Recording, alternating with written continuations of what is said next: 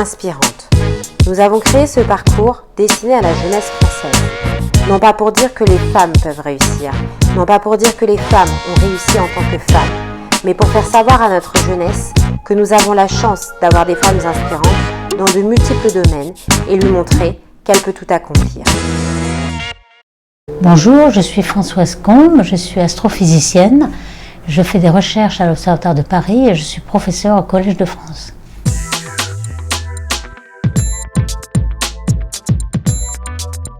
Donc, pour les études, moi j'ai fait l'école normale supérieure, donc après avoir fait une école préparatoire. J'ai fait une école préparatoire à Montpellier parce que mes parents habitaient à Montpellier, mais je suis ensuite remontée à l'école normale à Paris où j'ai fait 4 ans d'études physique. Et donc en effet, ma vocation était plutôt de faire de la physique.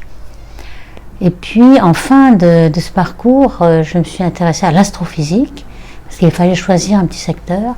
Et l'astrophysique me paraissait très attractive, surtout savoir quelle était l'origine de l'univers, la cosmologie, donc c'est plutôt théorique, d'où venait tout ce que nous voyons autour de nous, d'où venait la formation des étoiles, des galaxies. Et donc c'est à la fin de ces études, j'ai commencé par faire une thèse en astrophysique.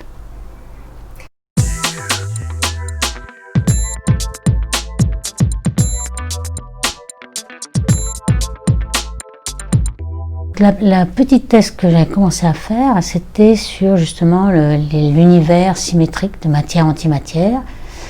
Une idée nouvelle qu'avaient émis Roland Ness et Ivry Schatzman, qui étaient 2 maîtres à l'époque. Et puis c'était une petite thèse qui durait 1 an.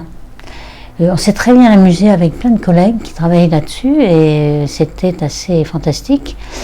Et finalement, on a montré que ça ne marchait pas. C'est un modèle d'univers, mais qui ne marchait pas parce que tous les rayons gamma qu'on produisait par annihilation de matière-antimatière étaient beaucoup plus forts que ce qu'on pouvait observer. Et puis, la nucléosynthèse des éléments formait de l'hélium, du deutérium, et ça ne marchait pas du tout avec les observations qu'on voit dans les étoiles aujourd'hui. Donc, ça nous a fait une réorientation. Donc, mais je n'ai pas changé la branche astrophysique. Je me suis dit, c'est quand même fantastique, l'année qui est passée, même si ça ne marchait pas à la fin, ce n'est pas grave, c'était fantastique, on s'est bien amusé. Donc je suis partie faire des observations de galaxies. Alors à l'époque, dans ces observations qui sont d'un type particulier, c'est-à-dire que les longueurs d'onde ne sont pas optiques mais radio, il n'y avait qu'aux États-Unis qu'il y avait des instruments, des télescopes millimétriques. Donc on est parti aux États-Unis pour observer ces galaxies dans cette longueur d'onde millimétrique. L'avantage était qu'on pouvait regarder comment les étoiles se forment dans les galaxies à partir de nuages moléculaires qui sont le berceau de la formation d'étoiles. Et ça a bien marché. Donc là, cette fois, le modèle, les théories et les observations marchaient. J'ai fait des simulations numériques sur ordinateur. C'était les premières simulations. Sur les premiers ordinateurs très petits, aujourd'hui on fait des grosses simulations, mais là c'était le début. Et on faisait interagir des galaxies entre elles. Elles formaient des étoiles. Très passionnant, donc finalement j'ai fait une thèse d'État, alors une plus grande thèse qui dure 4 ans, 5 ans à l'époque, et ça a été ma profession en fait, donc c'était le début, et depuis je n'ai pas changé de branche, c'est toujours l'astrophysique.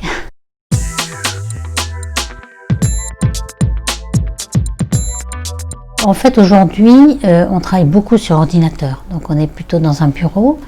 Il y a 20-30 ans, lorsque je commençais, même un petit peu avant, on voyageait beaucoup pour observer, donc on allait sur un télescope, on observait la nuit et le jour dans la longueur d'onde que l'on observe, c'était à la fois la nuit et le jour.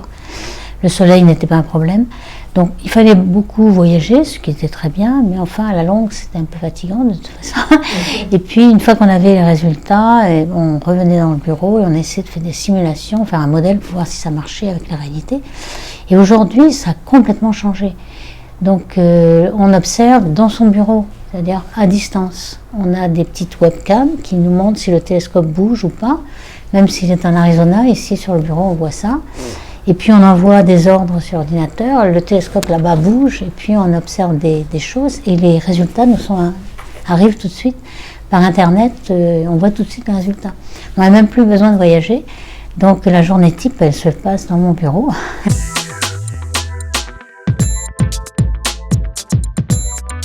On a en France et dans les pays latins en général, on a de la chance parce qu'on a 30% de femmes, ce qui est quand même remarquable parce que au départ, même les étudiants ne se dirigent pas vers ces zones-là, ces domaines-là. Et donc, au début, on a à peu près 30% d'étudiantes, ce qui est quand même confortable. Par contre, lorsqu'on a voyagé, au début, on voyageait aux États-Unis pas mal pour les télescopes, et on voyait que dans les pays anglo-saxons, que ce soit en Angleterre ou aux États-Unis, le nombre de femmes est beaucoup plus petit. C'était toujours inférieur à 10%, peut-être entre 2 et 10%. Donc on s'apercevait en effet que la femme avait beaucoup de difficultés pour acquérir ses connaissances. Aller sur télescope, par exemple, j'avais rencontré Margaret Burbidge, qui était une pionnière en astronomie aux États-Unis, et elle accompagnait son mari, Geoffrey Burbidge, dans les observations, mais elle ne pouvait pas rentrer dans ce qu'on appelle dormitories, c'est-à-dire les dortoirs, parce qu'ils étaient réservés aux hommes. Donc c'est un gros problème pour dormir. Donc il fallait demander une exception, et c'était la croix et la bannière. Donc ça, c'est une époque révolue. De toute façon, aujourd'hui, maintenant, même aux États-Unis, il n'y a pas de problème. On a des problèmes éthiques, on a des problèmes où il ne faut pas de discrimination. Et donc là, cette période est finie, donc il y a 30 ans. Maintenant, le nombre de femmes est quand même assez plus faible que les hommes. Et surtout aux États-Unis ou en Angleterre, ou dans les pays comme la Hollande aussi. Dès qu'on a autour de la Méditerranée, c'est beaucoup plus féminin. Donc on ne s'en est pas aperçu très vite. Et puis ensuite, il y a aussi ce qu'on appelle le plafond de verre, c'est-à-dire quand on monte les échelons, il y a de moins en moins de femmes. Parce qu'il y a plusieurs événements qui arrivent durant la carrière. La femme va s'arrêter pour des enfants, par exemple, va s'arrêter va ne pas travailler aussi profondément qu'un homme peut se consacrer complètement, mais lorsqu'une femme a plusieurs enfants, elle doit quand même aussi se consacrer à ses enfants. Donc son apport à la carrière n'est pas le même.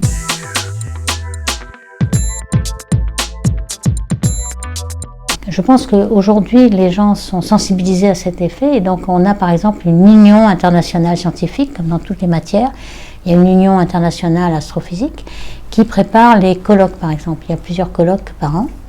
Et dans les colloques, celui qui organise le colloque, il doit absolument avoir une parité la plus grande possible entre les femmes et les hommes qui sont invités à faire des speeches, des conférences. Et puis aussi, on aide financièrement les femmes plus que les hommes lorsqu'elles sont jeunes et qu'elles n'ont pas tous les crédits et les budgets possibles dans leur laboratoire.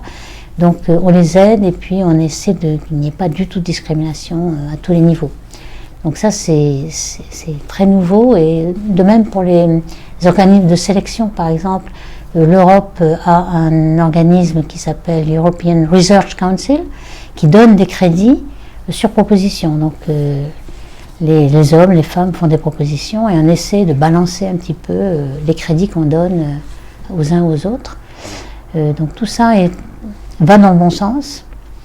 Il faut aussi que les femmes fassent la demande de ces crédits. Et en général, elles font moins que les hommes. Pourquoi ? Parce qu'elles ont moins le temps. Pour faire une demande, il faut du temps.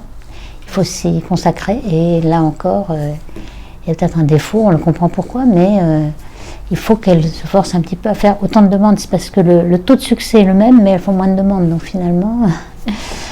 elles en ont moins de crédit, donc moins de recherche, et donc moins d'avancée dans sa carrière. Donc toujours, il faut que la femme soit très persévérante et très dynamique pour prendre toutes ces opportunités, et à ce moment-là, ça va bien se passer.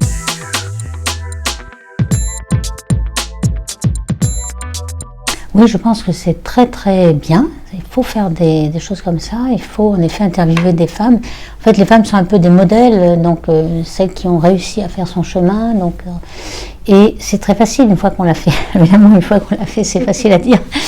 Mais il faut montrer que c'est tout à fait possible, et qu'il n'y a pas de fatalité. C'est pas, les jeunes peuvent se dire non, c'est pas pour moi, ça va pas. Mais non, c'est pas vrai. Si on a envie, on y arrivera. Donc ça, il faut absolument le montrer. Il faut faire des petits films, des encouragements, et dès que quelqu'un est motivé, il ne faut surtout pas se dire c'est pas pour moi, moi je peux pas. Alors là, si on se dit ça, on n'y arrivera pas de toute façon. Donc il faut absolument se dire que c'est tout à fait possible, et à ce moment-là, il n'y a aucun frein. Il ne faut pas se donner soi-même un frein. En général, les filles se donnent un frein elles-mêmes.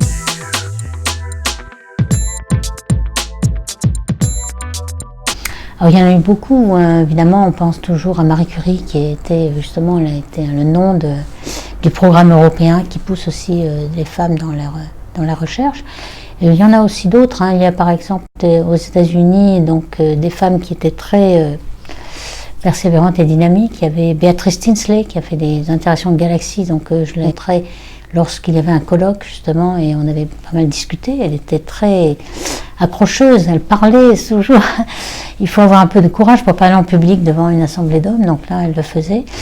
Il y en a d'autres comme par exemple Vera Rubin qui est décédée aujourd'hui malheureusement, mais qui avait progressé dans la matière noire de l'univers, donc fait quelque chose d'original que les hommes n'ont pas fait.